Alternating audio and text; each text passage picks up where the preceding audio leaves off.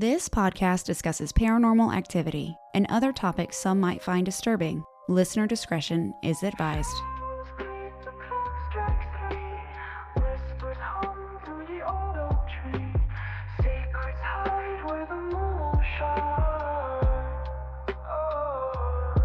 Is it a chill or a ghostly breeze? A knock, a tap, what do you believe? Ghosts, gossip, gather around where the lost and the haunted are found.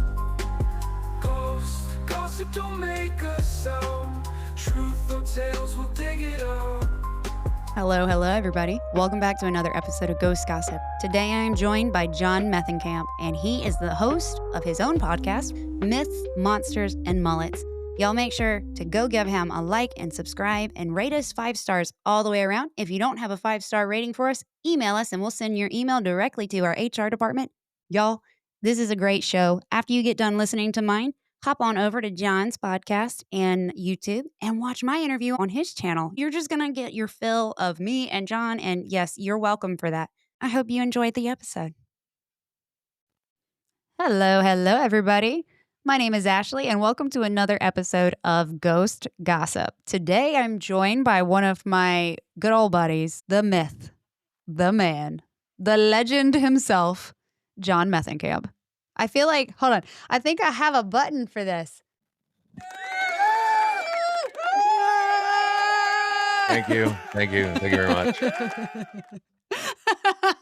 Hey, John. How you doing? I'm good. How are you? I am just peachy. We have been talking for like 3 hours. We have. That happened. That tends to happen when people come on my show. Yes, So I can tell. I definitely can tell. People like talking to you. it's a mullet. It's Makes gotta people be. feel at ease. Just before we get into John, I just want to say, when I met John on TikTok, I was so unsure about him because I did not realize that John Methencamp was a character and not himself. And he talks about cougars and MILFs. And I was like, who is this weirdo on the internet? And he truly is one of the nicest guys I've ever met. And I'm so honored that he's here to join the tomfoolery of Ghost Gossip. So thank you for coming on, and let's get to know you. Well, yeah, my name is actually John Fike. I started my content creation as purely comedy. I started playing this character named John Cougar Hunter Methencamp, and I've had this fake mullet. My character has a mullet, and he's basically a ladies' man from the 80s that's kind of stuck there. He's stuck. Does he have a Trans Am? Camaro Oh, close. called the Booty Snatcher. Oh, my. Yeah. So a few years ago, I'd lost my job due to the pandemic, and I started working at a new place, and there was a guy there that I was working with. He and I had a lot of very similar interests, and our personalities were very similar, sense of humor, everything. Well, one night he comes in with this fake mullet, and we're taking pictures and, whatever. So when I was younger, I did date a very much older woman. So I kind of already had this nickname as, Cougar Hunter. Okay. Right. So I put this mullet on, and somebody says something about, you're John Cougar Hunter Methencamp or Methencamp. And I'm looking at this, it's ratty mullet. I was like, it's more like Methencamp. And it was that's born. how it was born. Yeah. Me and this guy were going back and forth, just making up this crazy backstory for who John Methencamp is. Well, we were going to do some videos and do some, a whole bunch of different things. And we did a few together, and then he kind of lost interest, and I ran with it. I started setting up my phone on my dash and just recording myself as I'm driving home from work with the mullet on. And I make up this whole backstory about this guy and what a cougar hunter is, and just it's just silliness. It's silliness. But it gained me 10,000 followers on TikTok just being silly. Maybe that's what I'm missing. You're missing a cougar hunter, or you're missing a mullet? A mullet. I'm married. I think I'm married to the other. Yes. Everybody should have a mullet. I mean, it's good goals to have. Right. So I did this whole comedy thing for couple years. And one night last year, 2024, I'm sitting around the campfire. My wife and I, the lovely Mrs. Fike, we like to primitive camp. You know, she sleeps in a tent. I do not like air mattresses. They kill my back. So I sleep in a hammock and we primitive camp. Well, she goes to bed because she's a wimp and she can't stay up all night. Jesus. If you haven't watched my lives, I make fun of her. She's usually in the same room with me, especially during my lives, because she's my moderator. But like I said, she is a saint, and she will. She's wonderful. She takes it, but she gives it right back. So that's why I love her. Yeah, anyway, and you're I'm sitting talking around- about how I'm mean to my husband. You're right. You're right. You're right. So one night I was sitting around the campfire, and I've always had an interest in the paranormal. I'm like, I'm bored. I'm going to go on TikTok live. And I'm like, I'm just going to ask people for their paranormal encounters. See who has a ghost story for me. Took off. Like every time I'd go camping, I would do one of these and I would just get guest after guest after guest coming in, telling their ghost stories. I'm like, this is pretty cool. You know, it's fun. Well, then weather started turning colder and I was like, oh, you know, people were liking that. So let's continue doing it. And I started doing it from my couch. Well, in October of last year, I went to the Ohio Bigfoot Jamboree in Ada, Ohio, put on by Cryptids of the Corn. And I just went there. I was in my getup. I had my mullet on and I was being Methencamp at this thing. And Methencamp is actually the exact opposite of me. Yes. You know, I love my wife. I am not a womanizer. I don't go out chasing women. I don't sit around drinking beer all day. You know, I could probably, I think when we were on vacation, I had 2, Right. you know, he's the complete opposite of who I am, but we're at this Ohio Bigfoot Jamboree and I go to the booth of Nevermore Hollows and I'd never heard of Nevermore Hollows at this point. And I'm like, you know, what's all this about? And we start messaging each other. He comes on the live, and Alan and Chris from Nevermore Hollows, they come in my live and they start watching what I'm doing in the lives. Alan's like, dude, you've got all this content. You're already doing the work. Why not just upload it to YouTube and create a podcast? Right. You know, you're basically doing it, but you're not calling it a podcast. I'm like, okay, yeah, I could probably do that. Let's try it. So I decide I'm going to separate Methencamp from the paranormal. Right. I do my next live without the mullet on. It's John Fike. Every single person that came in the live, the first thing they asked was, where's your mullet? Where's your mullet, man? And I'm like, you know, well, I'm trying to do something different, you know, and this went on. I did like, I think 3 of them without the mullet. And every time people were coming in, where's your mullet? Where's your mullet? So I'm like, okay, Methencamp stays, you know, and I was told by Matthew from Drunken Crypt is one of the first things you do. You've got to find a name Yeah. that's going to stick out and stuff like that. That's how Myths, Monsters, and Mullets was born. It was Right. just the mullet had to stay because that's what my followers wanted. So yeah, That's awesome. That's how it was born. That's awesome. Like to find that little niche, like it's just you find it, and then the only bad thing I guess would be like when you try to do something different, it's like you have those people that change is not. They don't like change. We don't like change. Yucky Right. change. Get away from me. And that's probably one of the tougher things because you kind of like get into a box and it's hard to kind of get past the box. But it's really cool that you found that group and that it resonated with people. So not only was it comedy, which especially coming out of 2020, 2021, you know, and all that, so many people were affected differently by COVID, but we all were affected.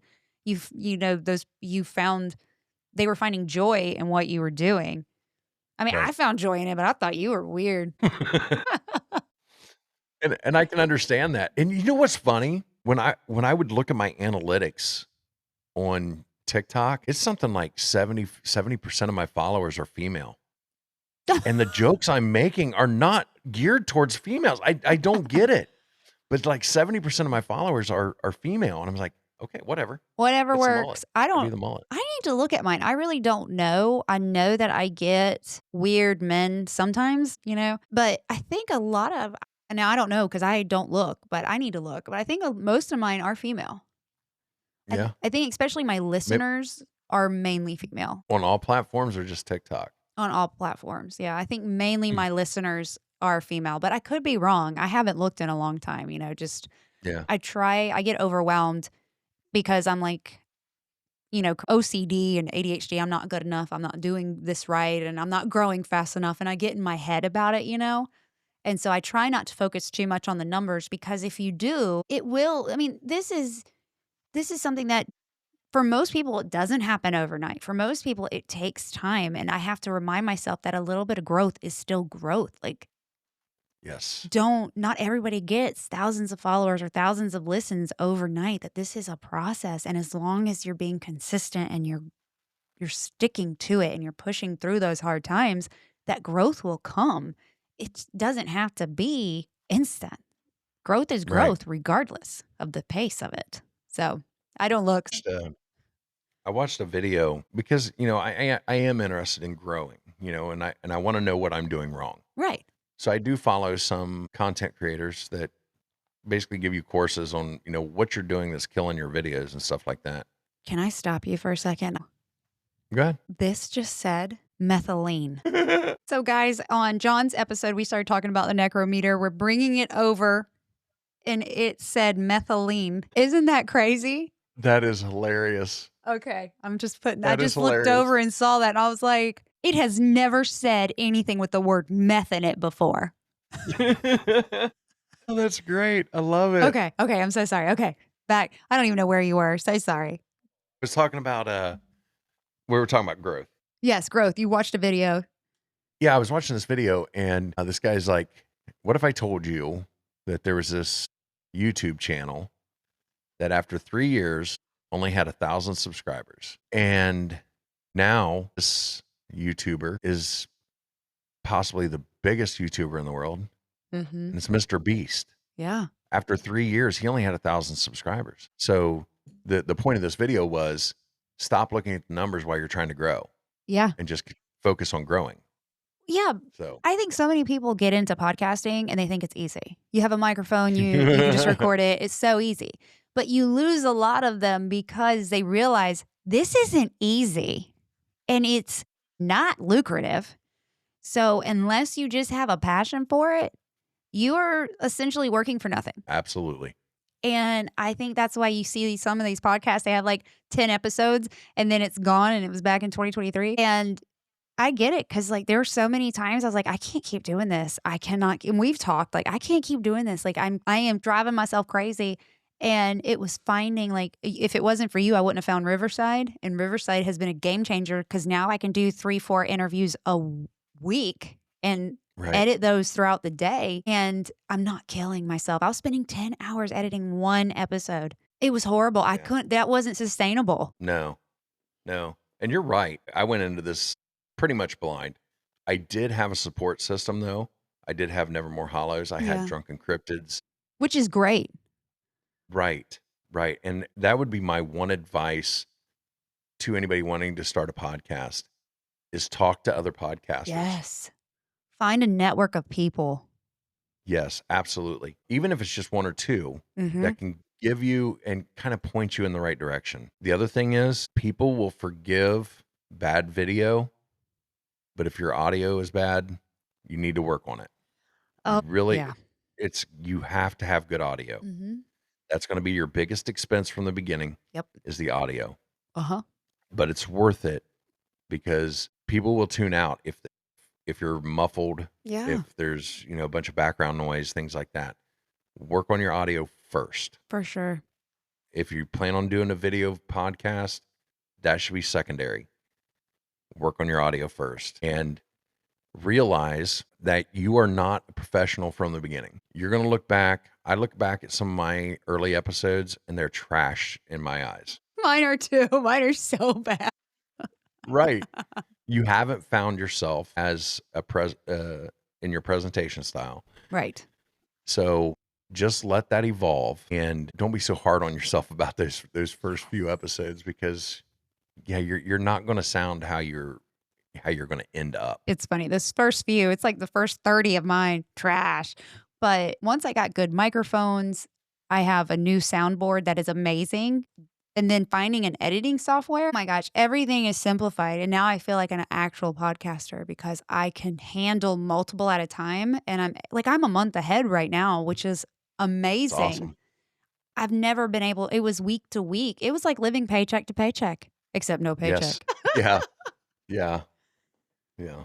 But like, I'm actually able to be monetized on Spotify now. are you? I can take subscriptions, Yay! That's so awesome. and I'm very close on YouTube.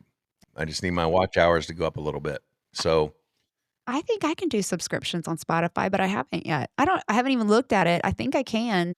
I can't yeah, get commercials it's yet. a lot easier on Spotify than it is on YouTube. That's I awesome. think Spotify is you have to have 100 people tune in 30 days, Yeah. and you have to have I forget how many downloads and Well, streams. you just celebrated a big milestone on YouTube. Yes, I just hit 1,000 subscribers on YouTube. So thank you. Thank you. Thank you. We got a podcast full of people in here, but yes, that is That's amazing. right. Live studio audience. Meanwhile, nope, my cat and my dog have left. I was going to say we have something living in here, but they have since left us. They were like, y'all are talking too long.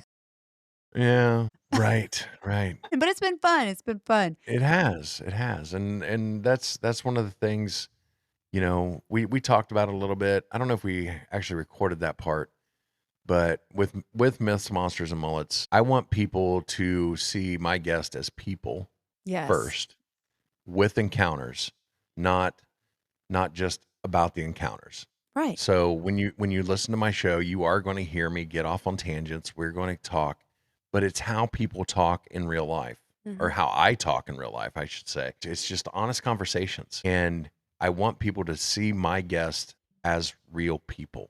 Yeah, like not just their stories. If y'all listen to my episode on his show, we became a marriage podcast all of a sudden. So he is Right. now advertising as Myths, Monsters, Mullets, and Marriage. Right. So I got to redo my entire background now. I want a shirt. I'll make it happen. I will make it happen. I have no doubt in my mind.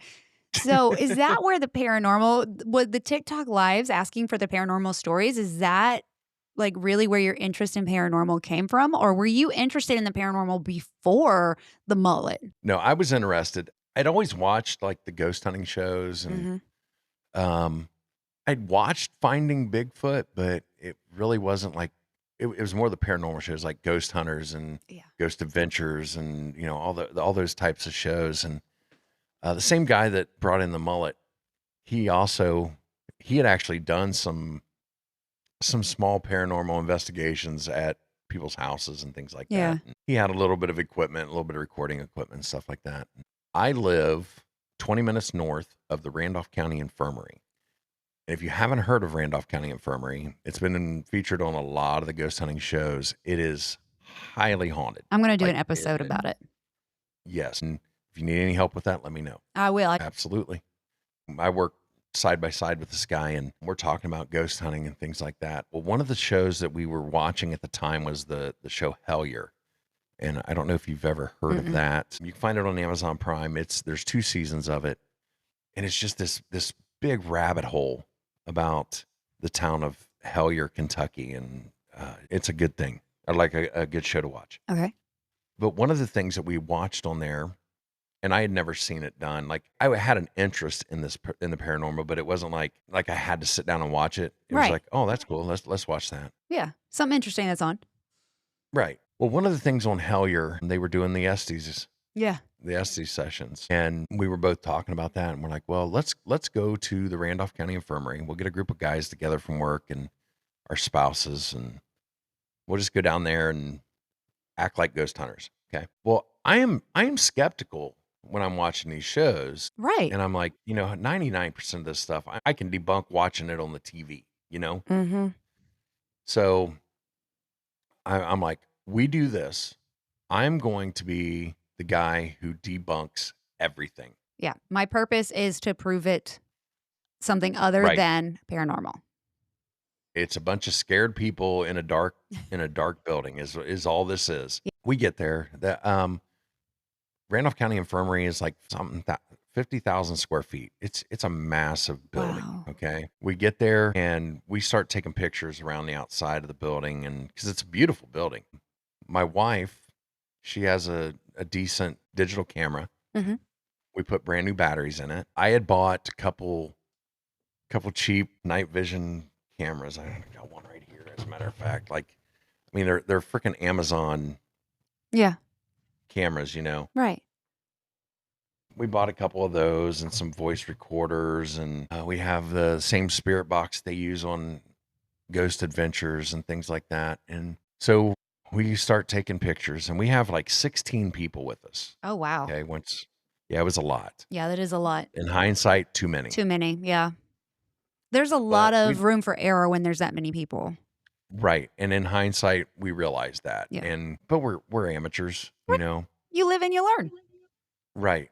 So we start taking pictures around the outside, and then they give you a little tour of the building. And so we're sitting there and we're taking pictures during that part, and you go through the tour, and then you're free to just whatever. They leave. Here you go.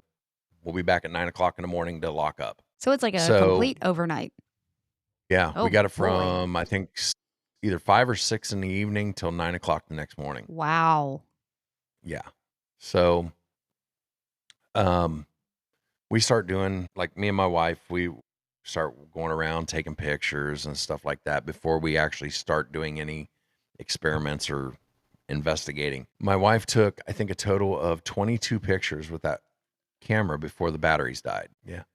Does They she were have like a brand new. nice Canon DSLR? No, it's a nice digital camera, but it's nothing like expensive. Like, But was it like a DSLR camera? what do you mean DSLR? I don't know camera lingo. Sorry, I'm a photographer. So it's not like this is a EOS. It's like what people do The photography one she with. has is about the size you have right there. Okay. So, batteries last longer than 22 pictures. Oh yeah. Yeah. Yeah. I mean, and these were fresh batteries that right out of the pack. There was no reason for her to. I mean, it doesn't have the rechargeable battery in it. Let's put it that way. Okay, so that's what I was trying to get at, because when I used to photograph weddings, that would be 4 to 6 hours, and I could do about 4 hours on one battery, and I was taking thousands of pictures. Yeah. Wow. Yeah, I mean, there was no reason. Anytime she's ever used that camera before or after, the batteries last. I mean, A while. months and months and months. You know. Right. So yeah, 22 pictures in, and the batteries die. Wow. Like, okay. No, that's weird, because that's one of the things you see in all these ghost hunting shows. So, okay, weird. Doesn't mean it wasn't a bad battery. Right. Okay. Not paranormal necessarily. Right. So the first thing we decided we were going to do is, in the basement of the infirmary is the morgue. Okay. Mm-hmm. We decided we wanted to do Estes sessions in the morgue. So my buddy had, like I said, we had the ghost box, spirit box, whatever you call it. Same one they have on Ghost Adventures. Mhm. We modified it the same way that Zach Baggins said to modify it. Because if you don't modify it and you're close to a larger city, you're going to get all kinds of radio signals. Okay. So you modify it to where basically what you're doing is you're taking the antenna off. Okay. I hadn't seen So that before. it's only gonna pick up signals that are close. Okay. That makes sense. So yeah. So we did that. Well, my buddy had Turtle Beach headphones, really good noise canceling. He's a gamer, So we had some really nice noise canceling headphones. You can't hear crap outside of the Right. headphones. And blindfold. We set up a table, and the one guy said he wants to go first. So we set him up. He's got the blindfold on, these headphones on. We're all like around him, like not up next to him, but like in a semicircle around the edge of the room. And we're asking questions, and he's just sitting there, nothing, just Right. sitting there. And I'm thinking, okay, this is crap. This is they're all crap. It's all bull crap. Bullshit. Everything's a lie. Everything's a lie. A lie. I was like, I knew this stuff was fake. Debunked. I knew it. I was like, this stuff doesn't work. Okay. Well, we had agreed. I think it was 15 minutes is what we said we were going to have each person do it. One of the reasons that we decided to do it that way was I had tested the camera that we were using to record it. And I knew that I tested how long the batteries lasted on one charge. And the battery just running nonstop would last an hour and 15 minutes. We had 4 people doing it. So that gave us 15 extra minutes to like switch and stuff like that. So it was like 15 minutes per person. That'd be perfect. We're about 8 minutes into this first guy doing it. And all of a sudden he starts like swaying. And we're like, is he dancing to music? What is he doing? Then he starts breathing real heavy. I'm like, what is going on here? He starts sobbing, crying. And then he screams, I'm dead. Like screams, I am dead. And this guy is bawling like a child that can't catch his breath. Like he's like that hyperventilating, crying. And my buddy goes over and he pulls the headphones off, pulls the blindfolds off. This grown man has tears running down his face. Okay. God. And we're all looking at each other like, what the just happened here, And so my buddy and that guy's wife take him upstairs to calm him down. And get him out of there. He needs to be out of that, Right. that environment. Right. Well, I was supposed to go next. And John's like, not it. actually, no. Oh. The one woman was with us. She's like, John, you sure you want to do this? And I'm like, absolutely. So I put the headphones on and I immediately realized that what had happened was we didn't test this before we did it. And the sweep pattern was so fast, it never stopped on a radio station. Like there was no possible way for a word to come through because it was sweeping so fast. He was listening to white noise he was basically in sensory deprivation for 8 minutes, listening to nothing but white noise. And So I'm like, he never heard a word? no, So he didn't hear I am dead. no. So I'm like, okay, he put himself in a trance. Well, That's what happened here. He put himself in a trance. That's kind of the I point. got this figured out. Yes, I got it figured out. kind of the point. Again, I debunked it. Okay. I've won. Yes. I turn it down to where it's like that. Yeah. And I do the Estes experiment. Well, I do mine. And like I said, this is all recorded. We asked this guy after because when I get done, I take the blindfold off and the headphones off. He's in the room again. Okay. Uh-huh. I didn't know that he'd come back. And so I'm like, dude, what happened? Okay. He's like, well, all I could hear was the static. And he even said, he goes, I think I put myself in a trance. He's like, because I felt like I was walking down the hallway to the room where we were doing the Estes experiment. He said, but I felt like I was walking for like 2 hours. And he said, I started getting panicked, like I was lost in this building. He said, but then I finally found the room. And when I walked in, I saw myself sitting in the chair doing the Estes experiment. Uh-oh. So that's when he thought he was he had died and was having an out of body experience. And that's when he screamed, I'm dead. So he really thought he had died. So I'm an idiot. Okay. I really am. Oh, Because going into this thing, I said, you know what? I want to do all the video editing and going through all the evidence. I told you we were in that place for 15 hours? Uh-huh. That's a lot. We had a total of 14 cameras. Holy crap. Like 6 audio recorders. That's a lot of work. Okay. Have you gotten through it all yet? Yeah, I did. I made it through it. It took me months. But the way I handled it was I knew that there were certain parts or certain things that happened during the night that were questionable. And I focused on them first and then just branched out and went through the rest of it to try to find other stuff. Right. So we knew that we had this thing where he had this out of body experience. So that was the first thing that I went back and looked at the evidence on. Caught all of his stuff on there. There were some EVPs that happened during that, but nothing wild. And during those Estes experiments, I really had to be careful with the EVPs because there were so many people in the room. Yes. So, it had to been the stuff that I was hearing, the EVPs that I did catch, they didn't sound human. Let's put it that way. Gotcha. They either sounded mechanical or just straight up demonic. weird. evil. Dark, like growling, like Yeah. Didn't sound like a human being making the voice. So I started going back through, caught a couple EVPs during his. So I was next. So I went through mine. In the video, you can hear this guy and his wife coming down the steps and into the room. I can't hear this at the time because I got these noise canceling headphones on.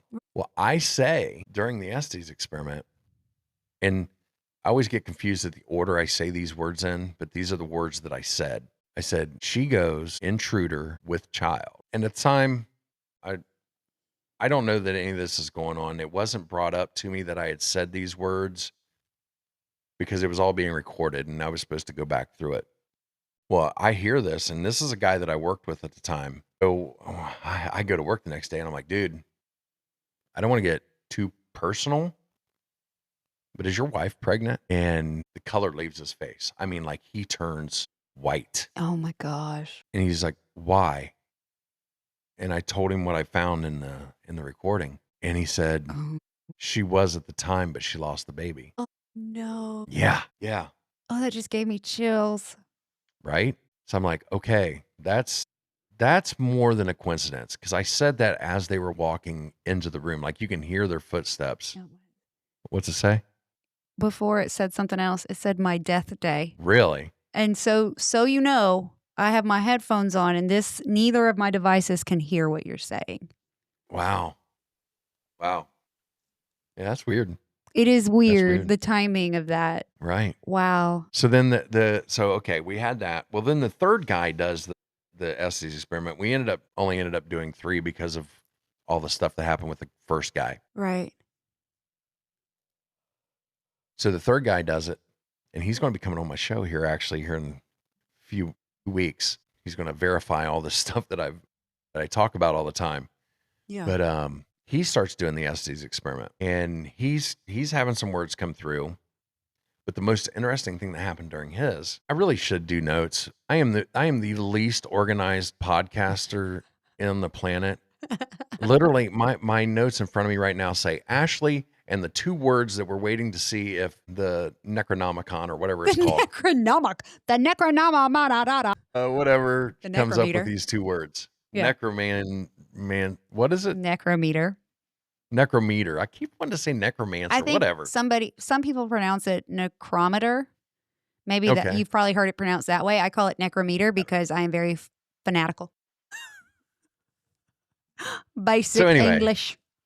So anyway, I didn't take any notes before this, but I can send you videos. He says, I think he said the number 32. I think he said power and dies. Well, in the middle of him doing his Estes experiment, remember I said the batteries would last an hour and 15 minutes. We've only done 2 full sessions, so that's half hour. We had a little bit of lag in between. We're at like 45, maybe 50 minutes at this point. Becca says, hey, the battery's dying on the camera. So I'm over there. I'm switching out cameras real quick. Yeah. So we can catch the rest of his. I go back and check the video. Whatever number he said, I think it was 32. Somewhere around 30. That was how many seconds it was until the battery died Oh my gosh. on that camera.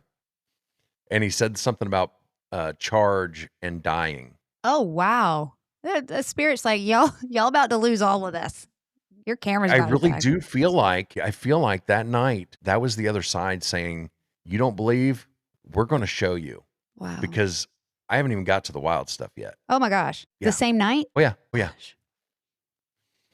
So anyway, while we're doing these Estes experiments, I'm realizing at this point that we have way too many people here. The one good thing is that after this first set of Estes experiments, and everybody had walked around and taken their pictures and stuff like that, most people were like, we've got our money's worth. We're good. Yeah. Like they just watched a dude have an out-of-body experience, okay? And most of these people here don't even believe in the paranormal and stuff like that. So some of them are freaked out. Some of them are like, I've had my fun. I'm We done. ordered pizza. It was a little bit of a party at the beginning, Mm-hmm.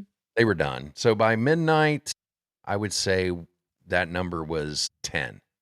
Okay. Becca tapped out early. She was a wimp. Jeez. No, really, she had dislocated her ankle the summer before. Oh my So her gosh. ankle was hurting.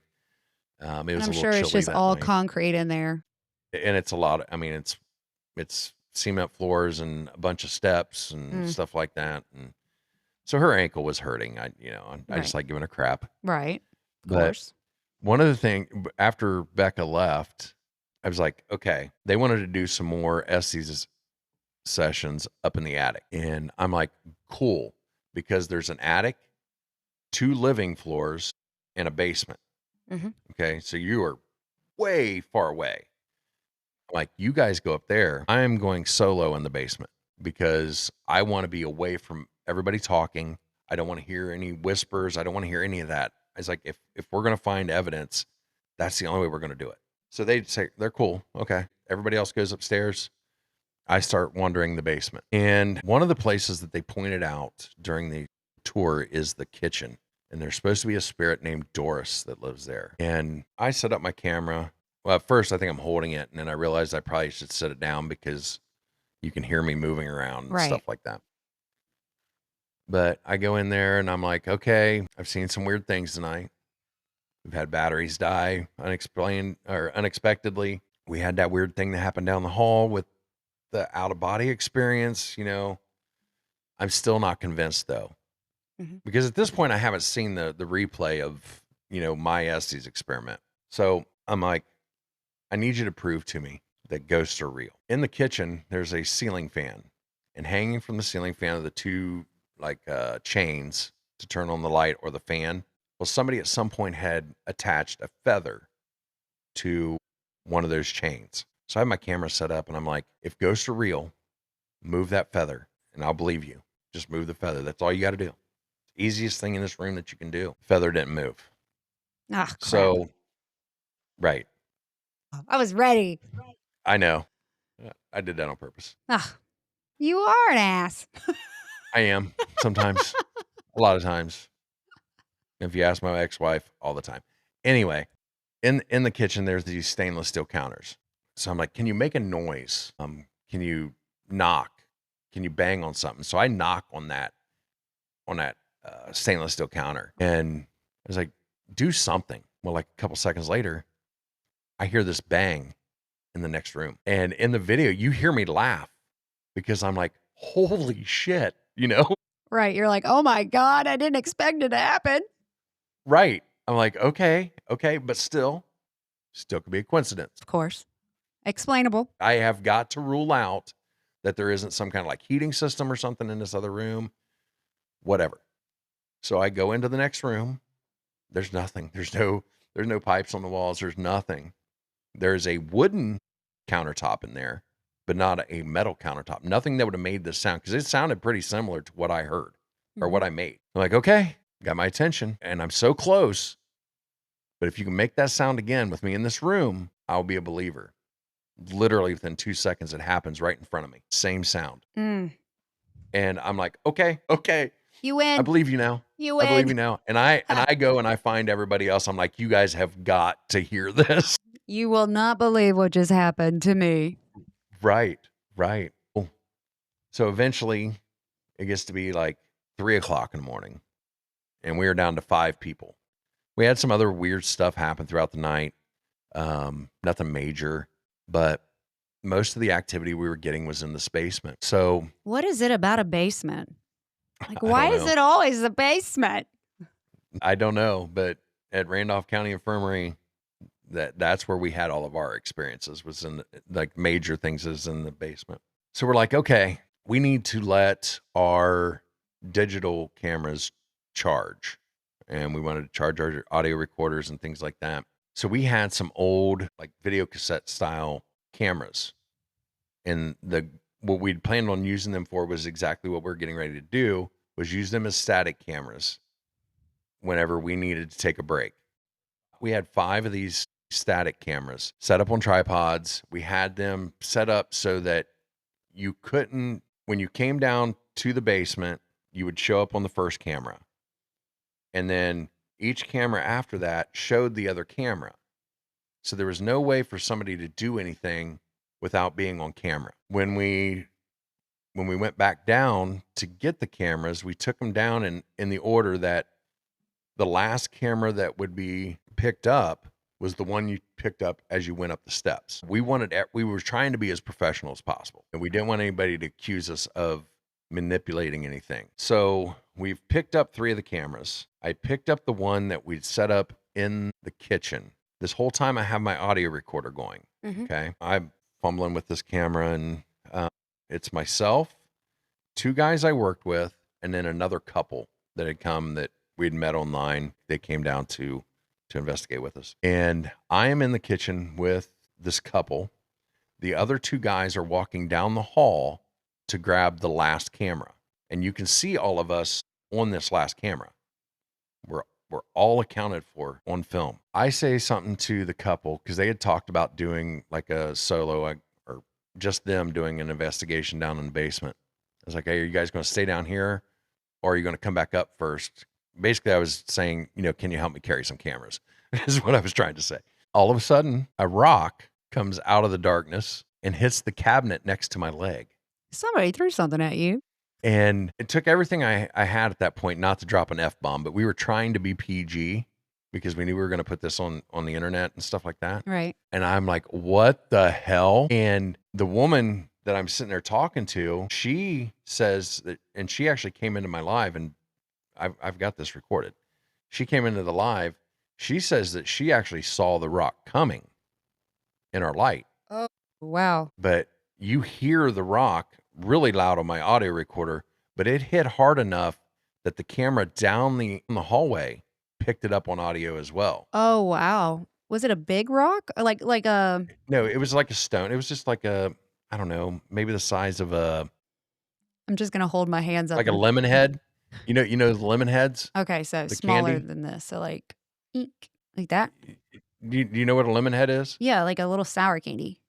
Yeah, that's about the size of the rock. I mean, it wasn't like a boulder. No. But I mean, like, not like an itty bitty one, but like Yeah, it wasn't maybe like a the piece size of of a dust. dime. Maybe. But I mean, it was big enough that when it hit, I looked down and I could see it rolling away. And Jeez. we're like, okay, yeah, ghosts are real. Oh yeah. Oh yeah. That was my turning point in my life, that the paranormal exists, and now I need to know more. You go looking for it and it's going to find you. Absolutely. One way or the other. Yeah. I was on a show a couple of weeks ago, and one of his friends has a saying that said, if you're going to look into the paranormal, something's going to look back. Yeah, that's a version of what Nietzsche said.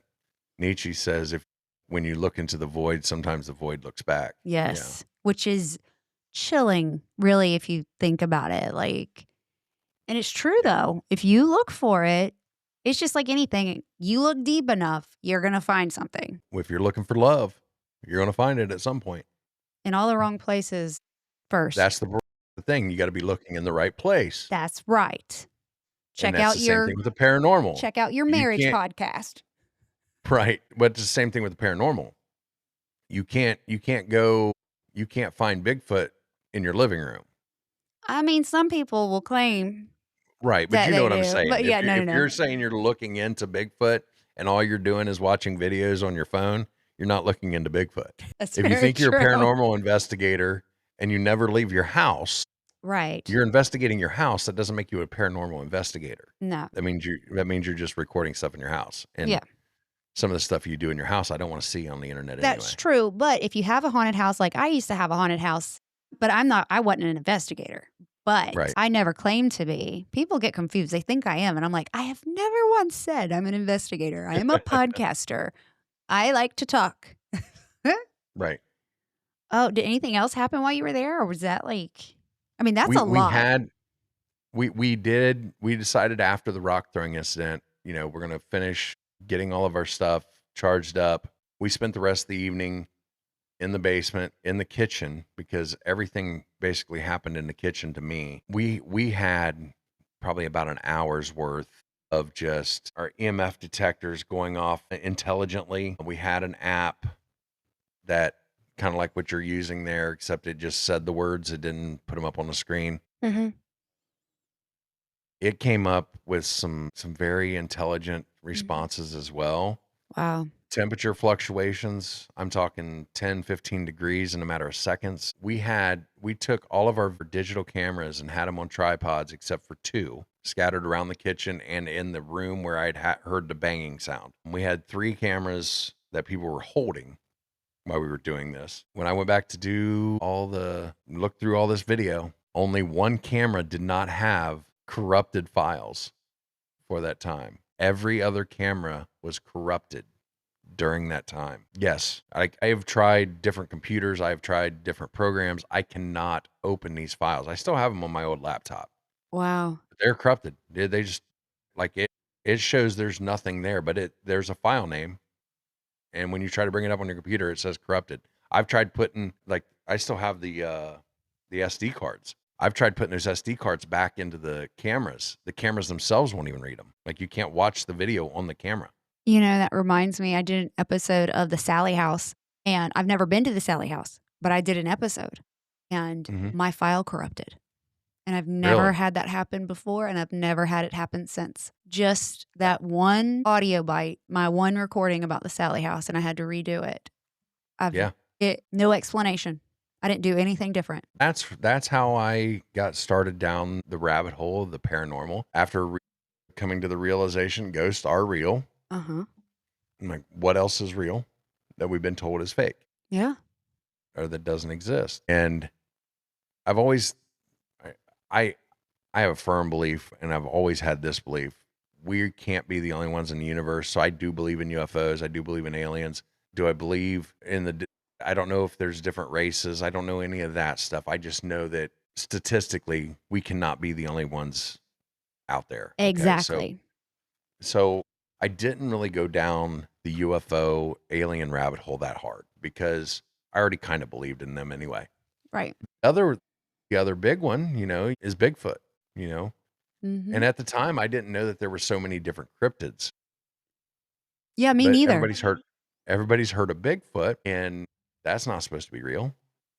So I was like, I need to look into this. And I think most people, if they have an interest in Bigfoot and they're looking for a podcast, their first landing page is Sasquatch Chronicles. If you are into Bigfoot, you know who I'm talking about. It's Wes Germer. Amazing podcast. And it's all encounter stories. This guy has, I have to look it up. He's got at least, I think it's like 1,200 episodes. Wow. Okay. Each episode has at least one person, sometimes 2, sometimes 3 people on the show that have had experiences with Bigfoot. Yeah. Either seeing them or whatever. And I'm like, oh, wait a minute. He's got all these episodes.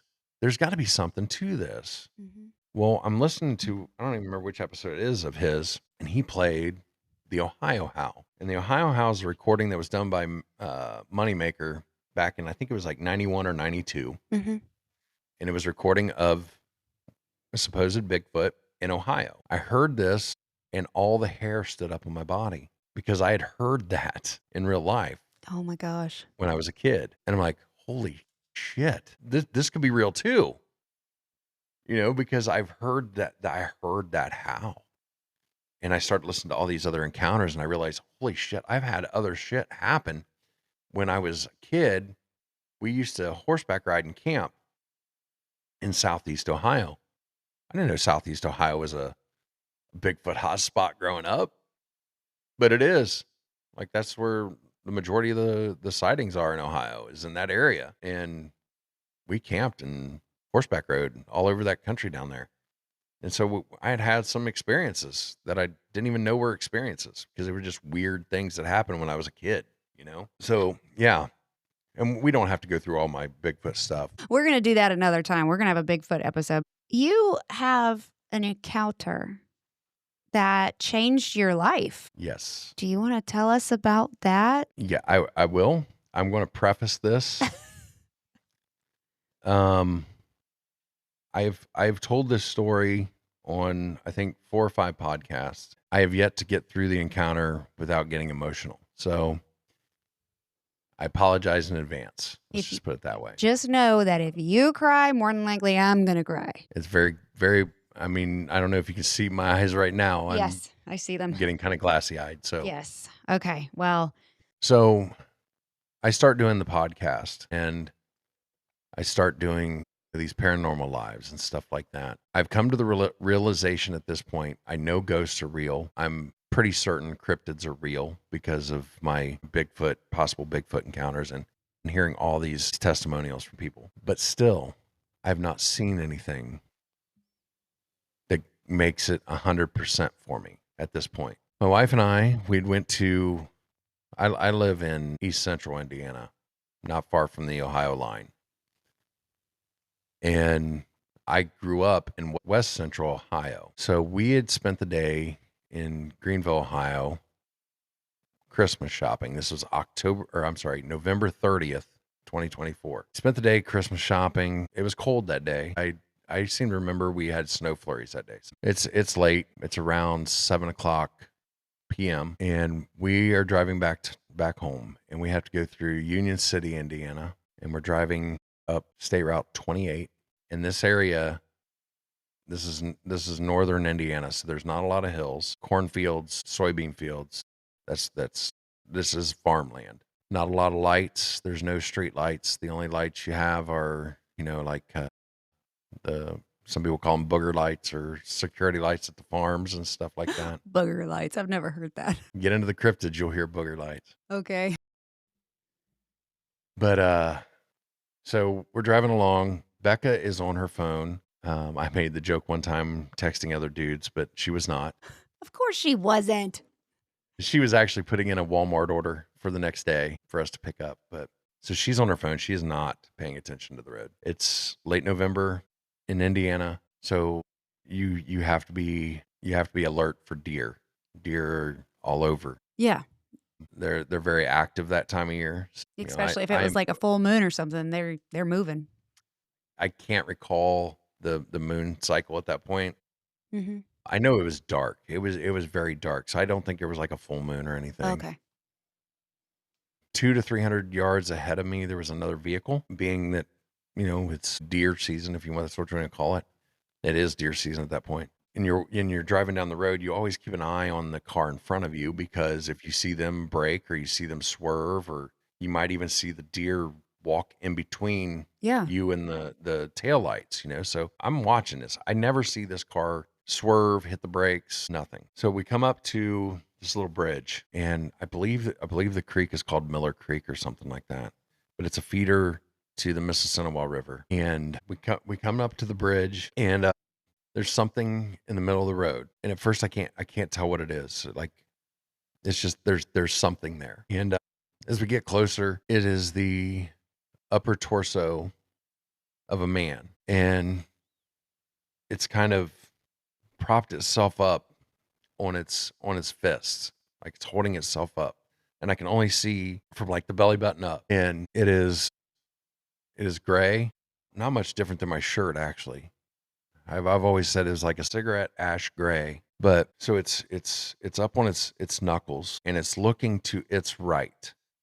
It is on the center line, okay, roughly. So it's looking to its right, and all of this happens within 3 to 5 seconds. Like, it's a very quick encounter. But when you see something that shouldn't exist, time slows down. So like I'm seeing this stuff, but anyway, as I get closer, it turns its head to look at me.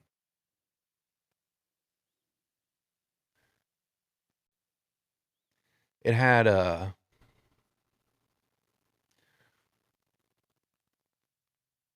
where the eyes should be were like holes. It was very much like a human skull.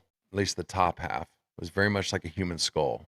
Same gray color, but where the eyes should have been were like holes, like voids. It had no nose. Where the mouth should have been looked like skin, like it was just flat. Had no clothes on. I could see the muscles in its chest and its arms and its shoulders. And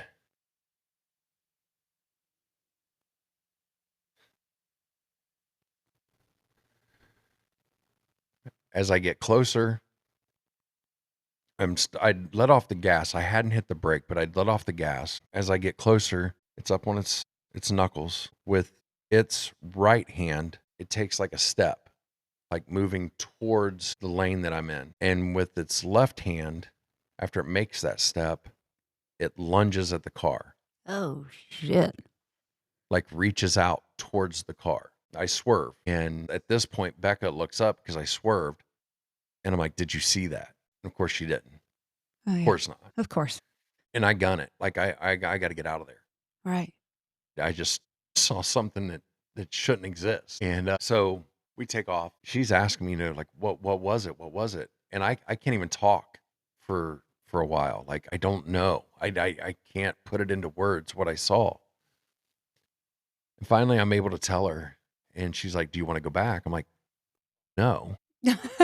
I'm not going back. The feeling that I got, like we're almost a year later now, and I mean, I still feel like this sadness, like this fear and sadness. Is just what I feel when I think of this thing. But anyway, I'd said earlier that I'd met the guys from Nevermore Hollows at Ohio Bigfoot Jamboree. This all took place within 10 minutes of my house. Okay, Well, that's terrifying. right. Holy shit. So I get home and I'm shaking. Like I got to talk to somebody. Oh my You know, gosh. I've got Becca at this point. I love her. I do. And she knows that ghosts exist, but she is not into this kind of stuff. Right. I get Okay. it. I get a hold of Alan from Nevermore Hollows. I'm like, dude, I need to talk to you right now. He ends up getting Chris, his co-host, on the line as well. And they start like talking me down. I'm crying on the phone to these guys, shaking. They tell me, we start working through it. And, one of the things Alan said was maybe it was a ghoul. He had me look up, where it happened and stuff. Come to find out, as you come across this creek, you kind of go down in a dip. And I have driven this road, I don't know how many freaking times. I did not realize that up on this hill was a cemetery. Oh no. And it's like maybe 150, 100 yards away from where this sighting took place. Okay. So ghoul, okay, kind of makes sense. Right. Could be. I never saw the lower half of this thing.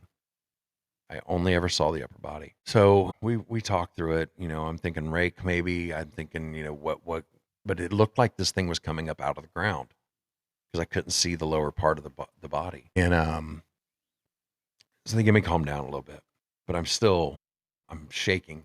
I'm crying, and I smoke. I go outside, smoke cigarettes. One of the questions they had asked me though was, did I hit the thing? And if you've ever hit an animal, Yeah. you feel it.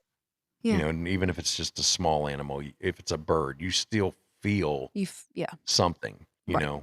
I didn't feel anything. So I'm out there smoking a cigarette. Like maybe I did hit it. Everything happened so fast. Right. And then it's going through my mind, if that was a person, What if I maybe hit a just person? Right. Right. So I go out to the vehicle and I will send you these pictures. You can post them. I don't care. There are 4 finger marks down the side of my vehicle in the, because it's wintertime. So you get like road salt on the side of your vehicle.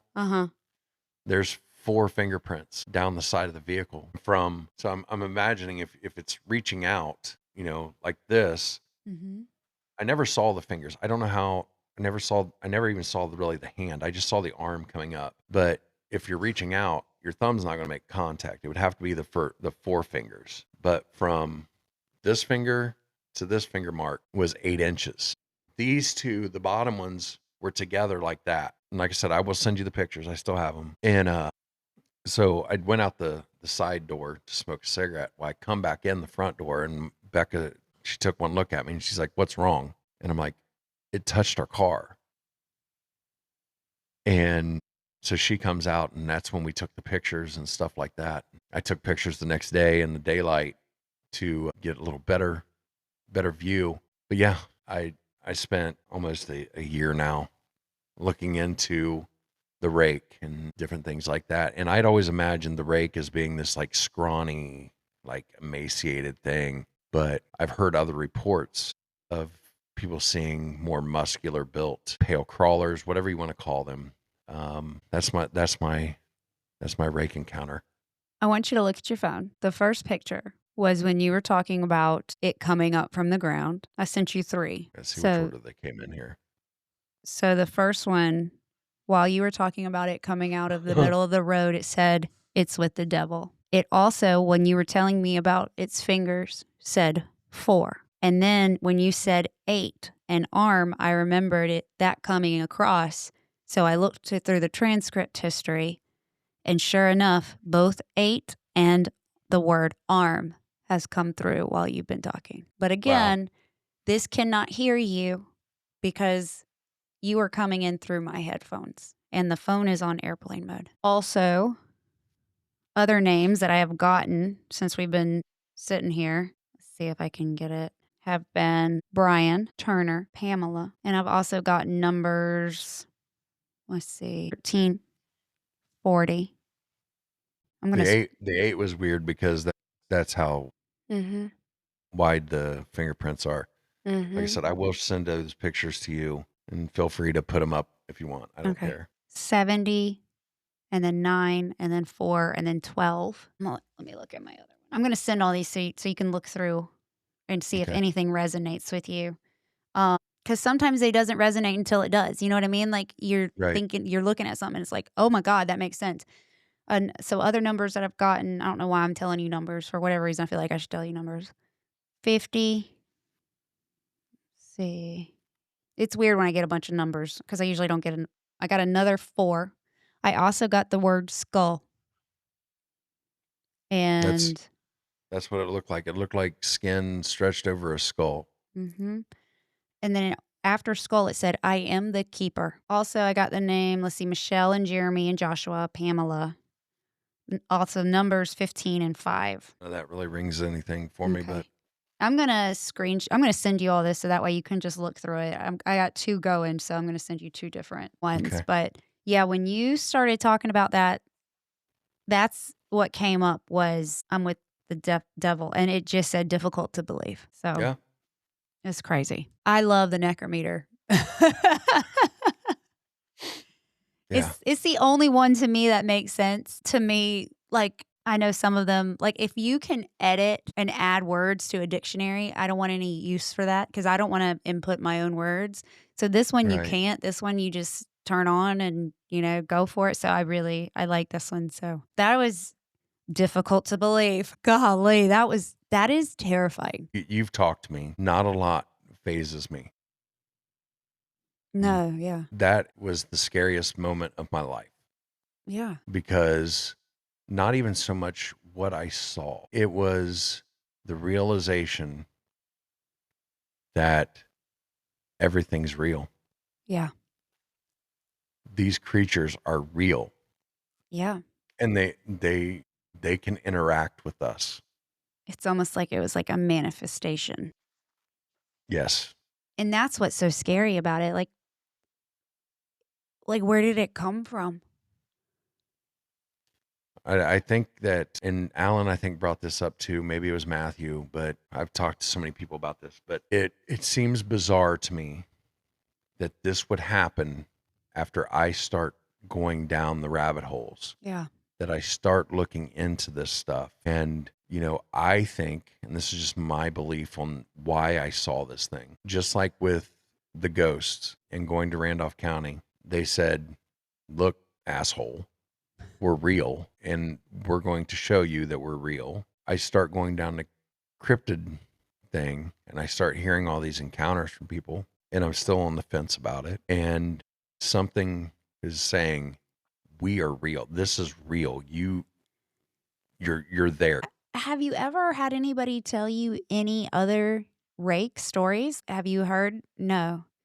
No, I had never taken a rake story. I have yet to take a rake story. I do have somebody scheduled to come on next week. We're going to just sit down and compare our notes. She has written a book on her encounter. Mm-hmm. Very cool. Yeah. But yeah, as far as rake encounters, like I don't even remember until I actually went down after my encounter, having a rake encounter that I had heard that stood out in my mind, because I considered the rake creepypasta. Right. It was one of those things that was just made up on the internet. But after my encounter, I start looking into this. the term rake is just a rebranding. It's a pale crawler. Pale crawlers have been around for a long time. Mm-hmm. It's a rebranding. It's just like Dogman is a rebranding. You know, we called them werewolves. We called them dog-headed men. We called them, there was another term that it's like canis something. That these things have been around for centuries. They're just getting rebranded into the terminology that we use now. Right. So, Well, thank you so much for sharing that. I know we had talked before and you said like I might get emotional.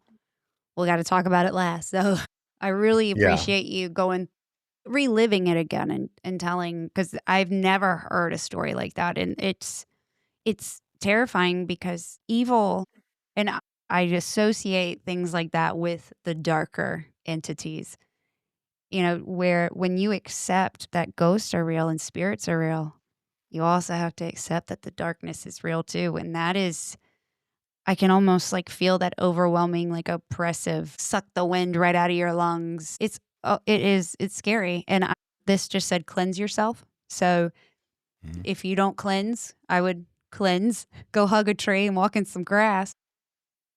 I plan on having some Taco Bell. That usually cleanses me right Perfect. out. Even better. Cleans the demons right out your system. And does the number And for those watching and listening, if I don't make jokes, I will continue to cry. So make all the jokes. Does the number 12 mean anything to you? Because I've gotten it about 4 or 5 times. no, What day were you married? on the 10th. On the 10th? Okay. All right. Well, think about it. You know, if it might hit you later, but just 12, because I've gotten it multiple times. And it's just weird that I keep getting it. Like I'm looking at it twice on my screen here and I've gotten it on my other one. It's just like, what is going on with number 12? But I do. I really. I don't do a lot with the numbers thing. Oh, I love numerology. I know. And I do believe in the, you know, sacred geometry and things like that. And numerology. I do think there's something there. I have not went down that rabbit hole. I haven't looked into it enough to where I can even speak about it really. Let's Google it. Symbolizes completeness, harmony, growth, and the physical to the spiritual realm. So what I'm hearing is maybe I'm a conduit to the dark side or something. You're a beacon too. You're a magnet. I hope not for any of those things again. I'll tell you No, that. I doubt it. I've said I want to see a Bigfoot. I Mhm. do. I said, I think in our recording earlier about the dog man, Yeah. I want to see it, but from far away with a rifle and, Ready to you know, go. all that. Yeah. I do not want to see another rake. To me, it's pure evil. I just got the word sloth. Sloth. Sloth. And what we were talking about earlier. Yeah. Wow. Just as I said Bigfoot too. I know. It was right then. Justin's going to be Wow. like, you see? You see what I mean? Might be onto something. Might be onto something. That is crazy. I also just got time dilation. Time dilate. Well, Which, you know, if you people that talk about Bigfoot believe that there's some kind of time realm that he's able to kind of slip through time. mm-hmm. Well, a lot of these different entities and creatures, there's that belief that they could be from another dimension, another time. That's so weird. I was asked before if I thought that maybe it was like a gray, an alien. Mm. I don't think there was any time loss, and it just didn't fit. Like, to me, it didn't feel like otherworldly. It felt evil. Yes. When you tell me and I'm envisioning it in my head, it seems evil. Like, and to me, that is the feeling that I get. It's just overwhelmingly evil and dark and nasty. Yeah. Yeah. Yeah. For sure. Exactly how I feel about it too. Well, I do appreciate you telling us about it. And that's heavy. I think the scaredest I've been when I've encountered something like that was in my basement. I had my podcast studio and I saw our house ghost, and I'm assuming it's him. He was a big man in life, like big man. and I saw the shadow move, and it was just shoulders and a head. And he moved from one side of my studio to the other, but it was the feeling he gave me that was so upsetting. It was so heavy, and I was unwanted there, and I started getting nauseous and a horrible migraine. And I knew, I'm not sure if he was trying to enter my body or do something, but I knew I had to get out of the space immediately. And the moment I walked upstairs, it went away. Wow. Yeah. And I think that people, when they're interacting with whatever it is, whether Mhm. it's ghosts or cryptids, whatever, trust your gut. Oh, yeah. If it feels evil, it's probably evil. Mm-hmm. But at the same time, if it's demonic, demons come out, or they want to make you feel comfortable. So be very careful Oh, yeah. when you tread into this realm. And I'll tell you, not everything's demonic that you think is demonic. I agree. I Oh, agree. yeah. But the things that are demonic, Mm-hmm. they are tricksters. Mm-hmm. They are trying to deceive you. So just be very careful when you start towing that line and looking into this stuff, because just like with me, sometimes it puts it in your face Mm-hmm. and you're not ready for it. If you look, it will look back. Yes. Yes. And just so everybody's known, that is not my saying. That is, you've said it. You heard somebody else or something has said, and then somebody else Nietzsche. said it to me, Nietzsche. And then somebody Nietzsche. else said it on a podcast that I was just on, and it makes perfect sense. And it is true. You go looking for something, you're going to find it. Right. Except the You stare Bigfoot. into the. He is elusive. I do. Like I said, I do want to see him or her. Or I'm the fine whole with that. family. Right. But I do believe that it's out there. After seeing what I have seen, Mm-hmm. there's what I saw was even more unbelievable than Bigfoot or even Dogman. Yeah. So I can't in good conscience say there's no way that exists, because what I saw should definitely not exist. Right. If my listeners are like, oh my God, I need more John Methencamp in my life, where can they find you? You can find me on YouTube, most podcast players, TikTok, Facebook, Myths, Monsters, and Mullets. Getting ready to start my Patreon and buy me a coffee. So you'll get some bonus content over there. You get early access to all of me, all the mullet. Yeah. And all the mullet you am, can ask for. Well, I think part of the bonus content will be some of my comedy on Patreon. So give you a little peek at the other side of John Methencamp. Well, awesome. Thank you so much. No, thank you. I want to say thank you. I know sometimes having weird guys and fake mullets approach you on TikTok, they can be kind of scary. A little bit, yeah. But especially when they're asking for your phone number. I'm like, what? yeah, yeah. And I have this thing where when I click with somebody and I feel a connection with them, Right. I don't even think. It's like, this is too hard. Just here's my phone number, I'm like, here's my email. Yeah, and that's fine. And after I sent it, I was like, that's kind of creepy. This guy just met me on TikTok and he sent my. I realized it afterwards, but sometimes I just don't think. That's okay. Here we So are, months later. the people that have my phone number, you're actually very privileged, because that's something I don't give out. Normally, you do get my email, or I'll tell you to contact me on Facebook or something through Messenger. But I want to thank you, because I feel like over the last couple months we have become pretty close friends, and I enjoy your show for one, but I do enjoy our little chats. What? So. Me too. I really do appreciate you, and you're just. JD and I were talking about you the other day, just the level of support and how big of a cheerleader you are for other creators. And it is incredible. And we see you and we appreciate you. And especially me, like I felt so alone in this field for years, and I don't feel alone anymore. And that's because you saw me and you're like, here, come into my network, come into my network. And it was the first time anybody in this world has ever wanted me to join them, and it has made a world of difference. So I appreciate you and thank you. It kind of made me tear up a little bit there. Oh, I'm gonna make you cry. Let's cry some more. Because I had Alan and Matthew to help me get started. So I feel like I need to pay that forward because there's so many questions going into podcasting and taking that first step and stuff like that. So if you are thinking about starting a paranormal podcast or any kind of podcast, message me. Yep, I don't contact care. John because he is very knowledgeable. If you contact me, I'm gonna be like, well, this is what I did. Don't do what I did. And I'm not saying I'm any kind of expert, but I can tell you what worked for me. Yes. And it's What has great. It worked for has me. definitely helped. It has helped me so much. And I mean, seriously, all of us appreciate you. Like all of us. I mean, you are a presence, you are a character in all the best ways. And so you just know you just keep doing what you're doing. I'm so glad that we got to meet you and Becca. And I cannot wait to collab with you again and see where this goes. Thank you. Me too. I love it. I love it. Me too. All right. Guys, all my information is going to be in the what is it? Show notes, that thing. Down in the description. You know where to find me. Thank you all for listening. And until next time, they'll see you later.